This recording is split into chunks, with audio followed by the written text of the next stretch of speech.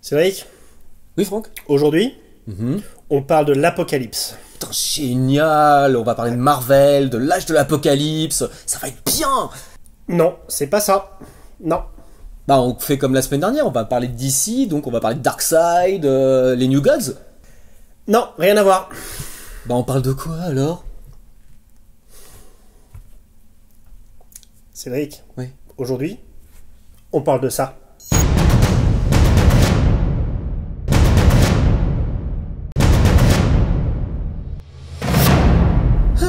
Mais c'est bien aussi. Ah, tu m'étonnes.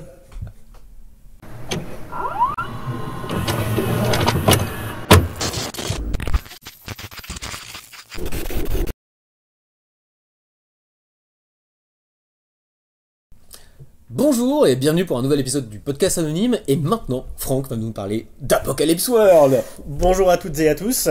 Oui, pour fêter les fins d'année, on sait, fêter comme un bang, hein, on sait jamais si l'année prochaine sera toujours là. Donc on a décidé de vous parler d'Apocalypse World. On nous en a souvent parlé, on nous a demandé pas mal de choses sur ce jeu. J'ai longtemps hésité, parce que j'imagine deux approches possibles pour parler d'Apocalypse World. Oui, lesquels?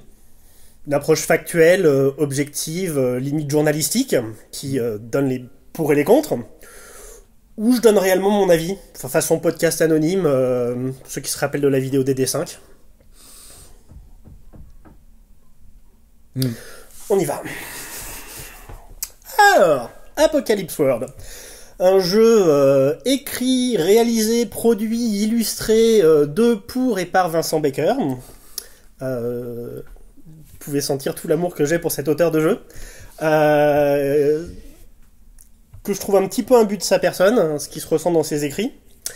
Et qui nous a pondu un ouvrage, sa première ou sa deuxième édition, de 300 pages, verbeux, hautain, pour nous présenter un système de jeu un peu étrange, mais on verra sur la fin qui est au final extrêmement simple. Il est sorti en 2010. Sorti en 2010 pour sa première édition, 2016 pour la deuxième, que nous avons lu et détesté lire. Alors, j'ai adoré jouer à Apocalypse World. J'ai pas passé 20 pages de lecture. Voilà. J'ai souffert les deux éditions, voilà, parce que bon, on est quand même des professionnels ou on ne l'est pas. Exactement. Donc Apocalypse World, c'est un jeu qui est dur à lire et beaucoup de gens se sont plaints à l'époque que c'était pas clair, incompréhensible, etc. Alors qu'au final, on va vous expliquer tout ça. Apocalypse World, c'est tout bête et probablement sans le savoir, vous y jouez déjà. Ah bon? Ah bon? Alors, donc déjà, on joue dans quoi? Alors, Apocalypse World, comme son nom l'indique, c'est un monde d'apocalypse. On est donc en post-apocalyptique. Donc, comme Mad Max, voilà, tout ce genre de trucs, Waterworld. La Compagnie des Glaces pour les anciens français. Et pour Métal Hurlant, je rappelle pour que ceux qui sont plus vieux. Encore plus vieux que nous. Il y en a.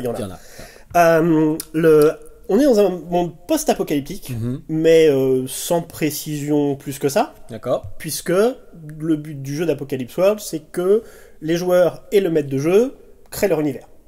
C'est ça, effectivement. C'est collaboratif. Dès la première partie, on décide des choses. Quel type de terrain vous êtes? Est-ce que vous êtes dans le désert? Est-ce que vous êtes dans la glace? Est-ce que voilà, on avait choisi les steppes. C'était vachement drôle. Et qu'est-ce qui s'est passé? Est-ce que vous le savez ou pas? Voilà. Est-ce qu'on est retranché dans un vieux bâtiment, dans une vieille base militaire, ou est-ce qu'on est dans un campement dans la nature sous des yourtes? Voilà, tout ça, c'est défini par les joueurs.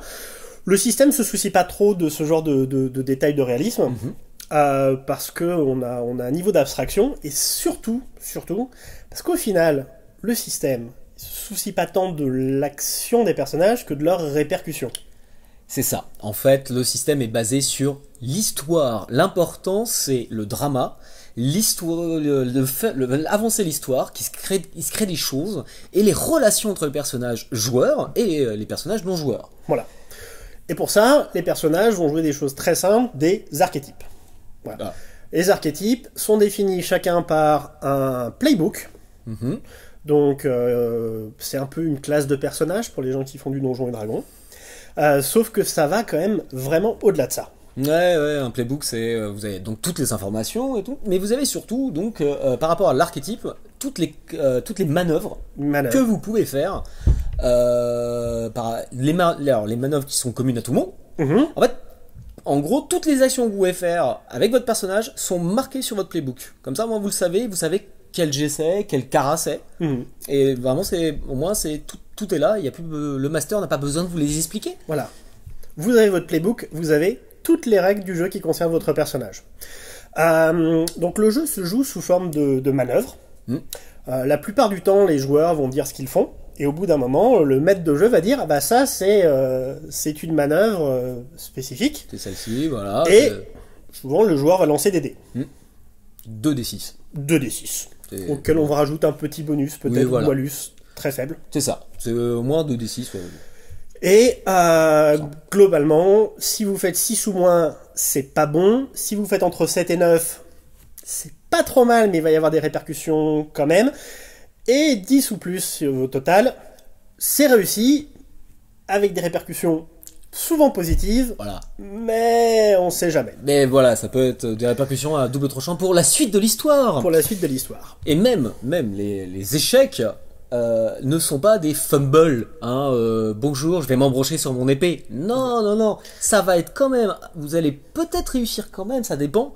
Mais il va y avoir une répercussion négative pour vous, mais qui va faire avancer l'histoire, encore une fois. Exactement. Vous avez peut-être réussi à sauter au-delà du ravin, mais vous avez perdu toutes vos rations, vos sacs à dos, et vous n'avez plus rien à manger. C'est un peu dommage dans un No Man's Land. Bon. Voilà. Donc les joueurs ont des manœuvres, qui sont assez souvent donc mécaniques, et le maître de jeu, lui, a des manœuvres spécifiques. Aucune d'entre elles ne nécessite de jet de dés. Globalement, c'est comment il doit interpréter l'histoire, faire vivre l'histoire et mettre en scène les personnages. Effectivement. Donc, si vous êtes un maître du jeu qui aimait jeter des dés derrière un écran, ça va pas vous plaire. Ça va pas vous plaire. Voilà. Après, j'ai pas été master, donc je peux pas donner mon ressenti là-dessus.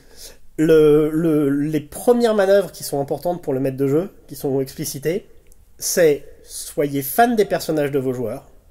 Faut pas oublier que c'est leur histoire qu'on raconte, pas la vôtre. Ils sont pas spectateurs, ils sont acteurs. On joue pour savoir ce qui arrive. L'important, c'est de faire avancer une histoire. On n'est pas là pour passer des heures à, comme dans les vieilles parties de vampires, à écouter le MJ raconter entre ses PNJ de la cour ce qui se passe pendant que les joueurs attendent que quelque chose arrive. Non. Je ne vois pas du tout de quoi tu parles. Là, on est là pour que les choses avancent et donc on joue pour ça.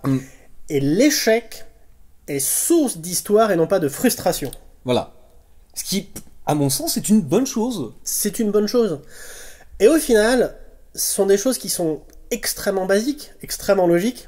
On l'a tous fait plus ou moins, que ce soit parce qu'on est le MJ qui a décidé « Oh là là là, bah non, je vais pas envoyer leur voiture dans le décor, ils meurent tous, le scénario est fini, c'est quand même dommage. Ouais. » Ou on trafique le jet de dés, ou on invente une histoire, on l'a tous fait un peu. Et au final... la vieille citation, les jets de dés derrière l'écran, c'est pour faire du bruit. C'est bien ce qu'on disait. Mais oui... comme on aime à le dire, le jeu de rôle aussi, c'est que pour beaucoup d'entre nous, c'est aussi une histoire qu'on partage en fait entre les joueurs et les masters. Donc, Apocalypse World en fait a remis ça vraiment sur le devant de la scène. Voilà, c'est ça. Et autant je n'aime pas ce que Vincent Baker a écrit parce que le bouquin est mal écrit, je pense objectivement. Je pense sincèrement que son objectif, ça a été de formaliser la façon dont les gens jouaient autour de la table. Pour essayer d'avoir justement une attitude qui soit plus ludique, plus sympa, et pas se dire j'ai raté mon jet de toc pour les fans de Cthulhu, j'ai donc pas trouvé l'indice et on va attendre que quelque chose se passe. C'est ça. Et donc c'est un système qui n'est pas fait pour tous les masters. Non. Ni pour tous les joueurs. Si vous êtes quelqu'un qui est plutôt optimisateur et qui aime tout noter pour les côté master et aimer préparer tout et tout ça, et si vous êtes aussi du type je joue contre mes joueurs, ce n'est pas pour vous. Non. C'est sûr. Voilà. Maintenant, il y a aussi un truc qui a été bien avec Apocalypse, Mhm. c'est tout ce qui en découlé, les hacks, Voilà. tous les powered by Apocalypse. Les gens se sont appropriés le système et en ont fait d'autres jeux motorisés avec le même principe. Vous retrouverez les playbooks, vous retrouverez les moves, vous retrouverez les mêmes philosophies. Mais dans la plupart des cas, dans des bouquins qui sont plus courts, plus concis, plus propres, mieux expliqués. On a quelques-uns qu'on aime bien. Voilà. Euh, Il y a eu un financement participatif là qui est en cours. Alors probablement plus au moment où la vidéo sera diffusée, mais Monster of the Week est traduit en français. Si vous voulez faire du Buffy, du Supernatural, Voilà. des chasseurs de monstres, c'est très voilà, bien. Il y a Night Witches qui sort l'année prochaine chez Edge, Voilà. dont on risque de vous reparler. sûrement. Voilà. Après, bon, le Dungeon World. Il y a Dungeon c'était World, voilà. qui est pour moi l'exemple type de ce qu'il faut pas faire dans Apocalypse World, mais on en reparlera peut-être aussi un jour, parce que Voilà. j'ai un avis assez spécifique sur Mais la question. donc voilà, en fait, si vous aimez, si vous êtes prêt à accepter l'improvisation, Si vous êtes un MJ feignant comme moi, et que tout ce que vous voulez faire, c'est rebondir sur les idées de vos joueurs qui sont beaucoup plus intelligents que vous, c'est parfait. Moi, j'adore pour ça, parce que j'ai vraiment aucune préparation à faire, et je laisse mes joueurs se mettre tout seuls dans la merde, et ça, c'est vraiment bien. parce que de toute façon, ils le feront tout le temps. Vous le savez, Vous le savez. hein, vous avez l'habitude. Vous savez, ils peuvent pas s'en empêcher. Et c'est ça.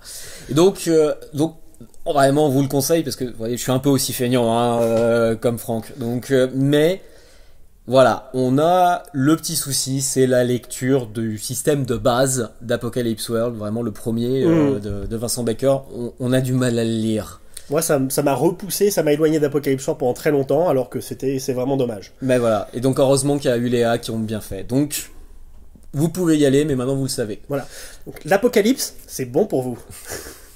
Donc, sur ce, on vous souhaite une bonne lecture et puis surtout bon jeu. Voilà. Et puis à la prochaine. Salut.